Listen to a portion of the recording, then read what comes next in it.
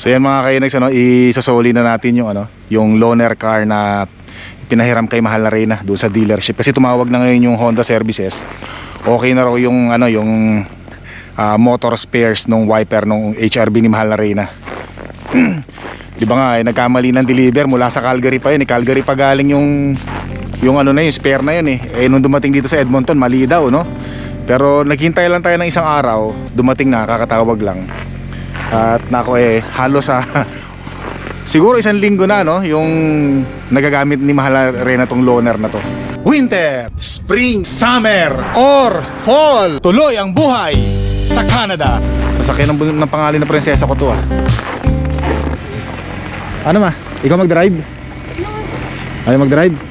Ayan, no. So tara mga kinis, punta tayo dun sa sa Honda Services, Alberta Honda ngayon. Yeah.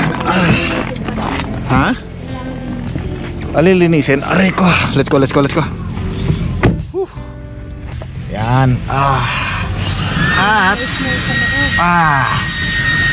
Sarap gamitin ito. Gusto ko rin gamitin tong kotse ni Mahal na Reyna. Kaya lang nararamdaman ko kasi dito pagka madulas ang snow, medyo kasi hindi yata naka to, no? 4-wheel drive, all-wheel drive, lang yata, 2-wheel drive lang yata to, no? May mga lumalabas na rin saan? Power system, emission, sobrang lamig, hindi ko alam. Ito meron, katulad niya, may lumalabas na rin mga kainags, Ayan, Kaya power reduce, may gasolina pa ba? Meron pa naman. Ayaw bumana nung remote. Na remote, meron lumabas na emission system, problem, power may be reduced, Honda to mga kainags, kita nyo naman, nawala na, power reduce, tapos lalabatin natin, yun, ayan, lumalabas, Ayun sa side meron. tapos may sa side meron na rin, ayan, Ganyan yung sa akin dati, di ba? Saan yung? Kaya lang yung sa isa, yan yung, HRV mo, ganyan din? yan nga yung di ba? Katulad dito mga kainags, bago to, meron tayo nakitang dito nga natin, patayin nga muna natin, tapos natin. So, sobrang lamig siguro, hindi ko alam bakit. Hindi dapat ganun. Hindi ko alam, kasi asan yung susi? Susi, binigay ko sa'yo. Meron kang binigay sana. Ayan na naman siya. Meron nga. Sabi ko sa'yo, huwag mo bibigay sa akin susi. Huwag ka nagbibigay at marami rin akong binibitbit. Marami kang inuutos, marami kang binibitbit. Kaya, tingnan natin. Ayan Ayan na. Ayan, wala na lumalabas Ayos na, nawala na, no? Ayan na. Ayos. Nabuti naman, nawala na. Baka lang. Anyway, mga kainags, Tara, let's go. Kaya pina-under ko na agad siya. Miss nang gamitin ni Mahal na Reyna tong kanyang HRV mga kainis na kunin natin. Tapos kasi marami mga nagsabi ng iba baka daw hindi pa kasi natin na i-break in yun Hindi nga. Hindi pagka Driving ko lang kasi malayo, malapit lang. Dapat kasi pag bago daw sa sasakyan dapat bini-break in para ma-recharge yung battery at saka yung mga ibang mga piyesa-piyesa, makaldag, parang ganun. Pagka gumandagan na yung panahon, pag hindi na malamig at hindi naman medyo madulas ang daan, itakbo natin sa yellowhead mga kainags para ma-break in siya. Pero wag muna ngayon kasi medyo madulas ang daan, delikado, malamig pa. Baka mamaya may mangyari na naman doon sa sasakyan ni Mahal na Reyna, huminto, mamatay ang makina. O diba? Tapos nandun tayo sa may yellowhead, tumatakbo. Naku, patay, sobrang lamig ng panahon, wala tayo. Okay lang na yung hindi malamig ang panahon kahit na itirik tayo sa yellowhead sa daan. Okay lang basta wag malamig ang panahon. Bihira naman, Yan, okay naman, under warranty pa rin naman yung mga piyesa yan, Punta tayo ngayon. Chamo, not bring animals into the vehicle. There's evidence. Dami-daming pera bihira, Hindi, tingnan natin doon, kausapin natin. Doon natin malalaman yan. Yan na, okay na. Linis, Sarap gamitin ito, Paano tara, let's go. Daming sasakyan dito mga kainags, Wow, dito na tayo, At makukuha na natin ang sasakyan ni Mahal na Reyna. Excited na siyang makuha SUV niya. So syempre hahanapin uli natin doon yan mga kainags. Tara.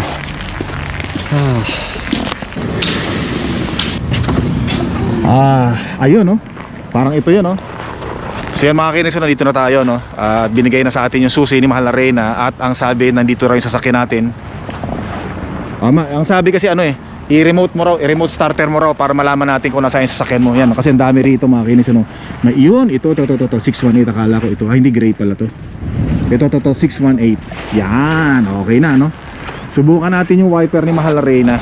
Yan, tapos na-meet natin yung manager dito, yung pinagbilan natin dito. Tapos sabi nila, sorry daw talaga sa mga naging conflict.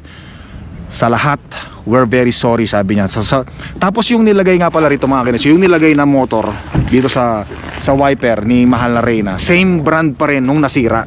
Pero sabi nung manager, just in case na masira uli, just bring it back here and it is still under warranty.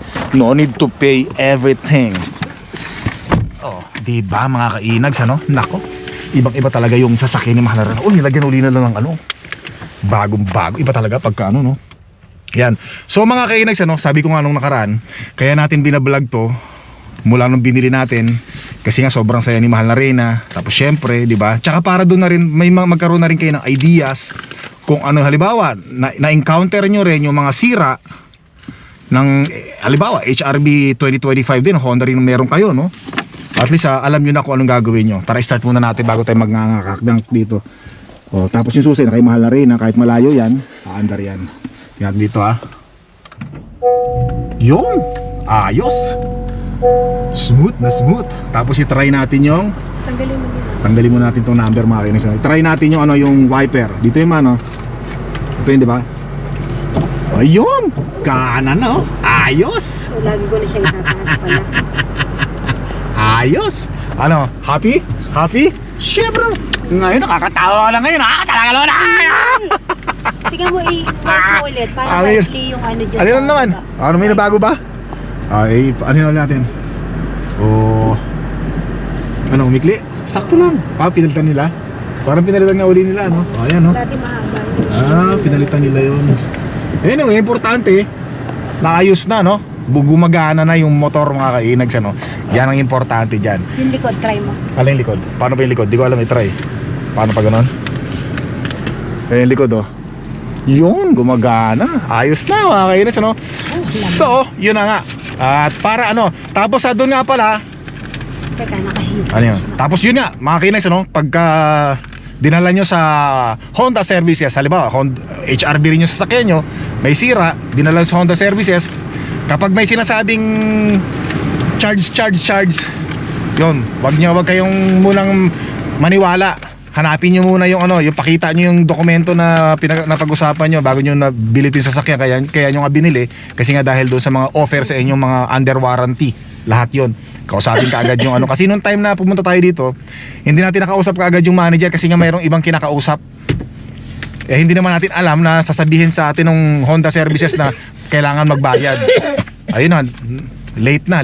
Basta anyway, importante ngayon, ayos na, wala nang problema mga kinis, ano? Hindi natin alam kung kailan pa magkakaproblema. Wag naman sana tapos na. Sana wala na. Pero kung sakali man, hindi naman natin masasabi. Dalhin din natin dito, under warranty pa rin naman mga kinis, ano? Halika na. Ano, halika na tayo. Tara na. Ang bira. O tara, Costco muna kayo mga kinis, sandali lang, ha. At simple, para ma-drive din namin ni Mahal na Reyna tong sasakyan niya, ma-testing namin kung gaano ka suwabe, di ba? So yung sasakyan na loaner car, hindi na chinek nung manager, sabi niya, okay na, I trust you. Yung gasolina sinasabi kanina ni Mahal na Reyna, hindi naman chinek yun. Kasi nga, paano na sa atin yun, palubag-loob na sa atin yun, hindi na natin kailangan lagyan. Kasi may mga kontrata yan, bawal magsakay ng pet doon sa mga loaner car. Kailangan lagyan mo ng gasolina kung ilan yung nagamit mo, pero na doon na.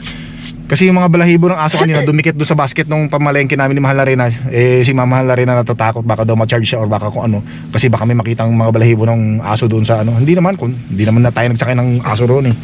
Bihira naman si Mahal na Reyna. O tara, let's go.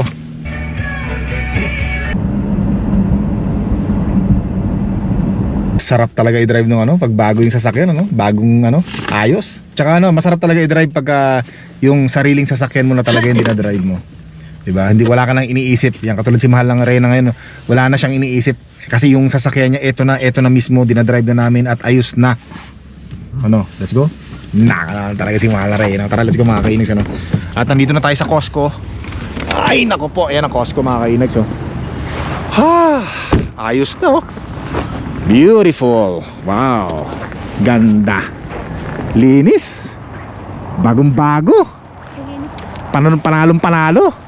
Nakatuwan-tuwa si mahal na Reyna, oh. Kita nyo na mga kainis, ano?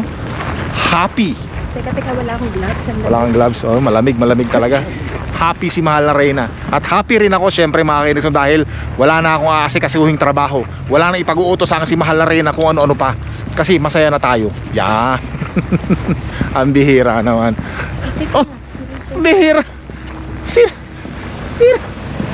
Ay, bihira. Ano, Ronald? Ang kasera? Kala ko hinarangan mo kami, kala ko magpapapicture ka eh. Oh, syempre. Si mahal na Reyna. Hello. Si Ronald, sama ko. Dito muna kami, Nald. Ayan, ayos. Kala ko hinarangan tayo, papa-autograph sa atin eh. Bihila, tropa natin. Kasama natin sa trabaho. Oh, lamig.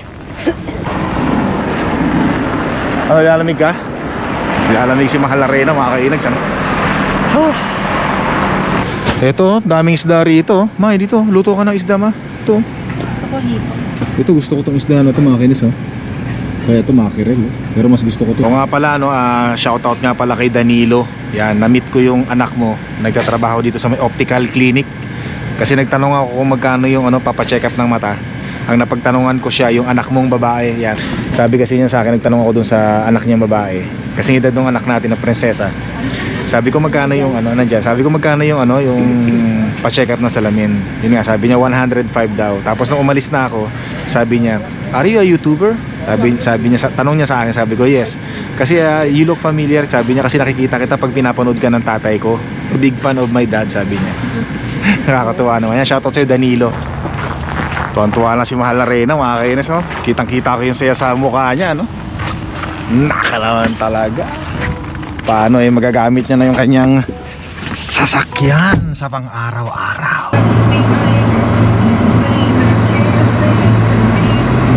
Nakakatuwa naman mga kainags, mag alas 4 na ng hapon ngayon, maliwanag pa rin, di ba?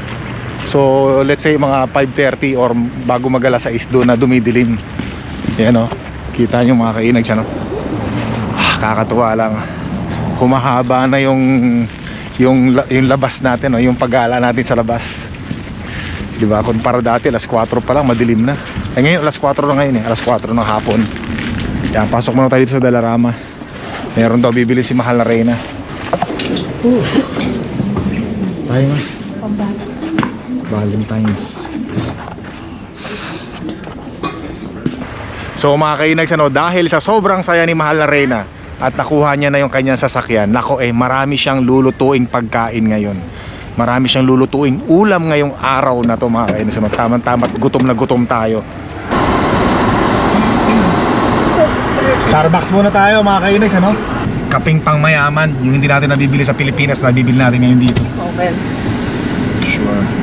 Diba mga kainags, Cafe Macchiato. Ikaw, Cafe Macchiato rin. Small lang sa'yo, Ayan pistachio latte. Pistachio latte, you wanna try pistachio latte? Sure, why not? English yun, napayaya ka rin. Can I get a large Cafe Macchiato? Sorry, you just want to call it cafe macchiato, not the caramel macchiato? Caramel macchiato, yeah. The caramel macchiato. Yes. All right. And Yeah, one that one wouldn't have had sugar in it. It wouldn't have been very good. Yeah. All right. And Here we go. one- And large. Anything else? pistachio latte, medium. Medium for Yes. pistachios. Certainly. Anything else? That's everything. So it's a large on the macchiato. Medium Yes. on the pistachio. Going to be 12.20 at the window, please. Alright, thank you. Please. Yeah. Mga kainags, sa Pilipinas hindi tayo nakakapasok dyan sa Starbucks na yan dito sa Canada, kahit na ilang yapang yan, hingi rin tayo yung sa mga aso, yung ice cream para sa mga aso, drive-thru na lang tayo dito sa Starbucks mga kainags, yabang sa Pilipinas nung hindi pa ako nakapunta ng Canada, ang bihira ni makapasok sa Starbucks, hindi makapasok-pasok, ang bihira. Kung di pa nakapunta ng Canada, hindi pa makatikim ng Starbucks Hello. Alright. Cup. Oh, isa lang. Yes, Yeah. Can we get one more pop cup because we have 2 dogs, please? Thank you very much. Yeah. Pahabol Thank you. Yeah, ito mga kainags, tara, let's go. Isa tayo. Yan. Let's go! Tutuwa yung mga aso natin ito. May pasalubong tayong ano, pop cup. Pop cup pala ang tawag doon. Yan. So doon sa mga hindi nakakaalam, mga kainis, ano? Pag may mga aso kayo, pumunta kayo ng Starbucks, hingi lang kayo, sabihin nyo, pwede ba makahingi ng pop cup? Mga 3, ganun. Tapos pakain nyo sa aso nyo. Dito tayo sa bahay. Pero inom muna tayo ng Starbucks, mga kainis, ano? Tira, naalala ko dati no, sa Pilipinas pa ako makahawak man lang ng cup ng Starbucks, hindi ko pa yata nagawa no. Dito sa Canada syempre baka sabihin nyo na naman yung babaw ko no. Yun ang mga kainags no. Napakababaw ko talaga. Yan. Pakibabalik. Ang sarap ng kape macchiato. Yan. Starbucks yan mga kainags oh.